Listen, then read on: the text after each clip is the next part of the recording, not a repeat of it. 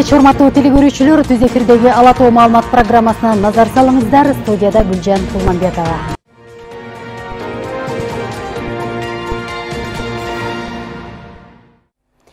Жаңы жыл алдында чыгарылган мамлекет башчысынын жарлыгы тарыхчы Өскөн Осмоновго дагы тиешелүү. Илимпозго 3-чү даражадагы Манас ордени ыйгарылат.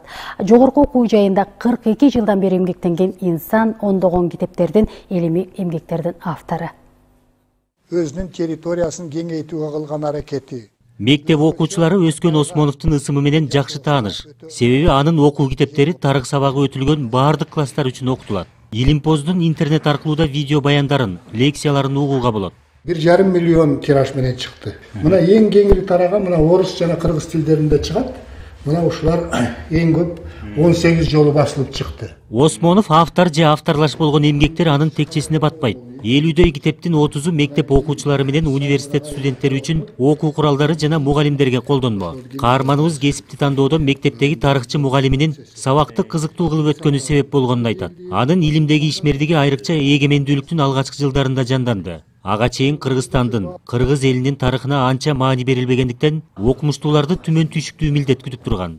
Эмнени окутасыңар, эмнени жаскан атасыңар деген суроолор болду.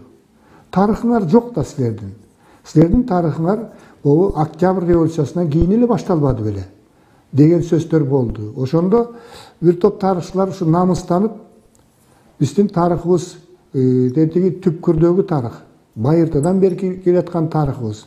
Bir чети намыстанып, ар бир класска программаны иштеп чыгып, анан ар бир класска өзүнчө окуу китебин жазууга аракет кылдык. Борбордук Азиядагы эң байыркы эл биздин кыргыз эл экен да.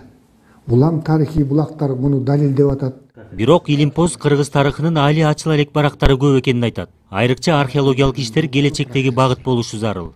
Кыргыздарга тиешелүү байыркы доордогу эстеликтер негизинен археологиялык эстеликтер. Россияда кыргыздар жашаган мына Алтайда, Енисейдин боюнда көптөгөн эле эстеликтер бар экендиги жөнүндө кабар бар.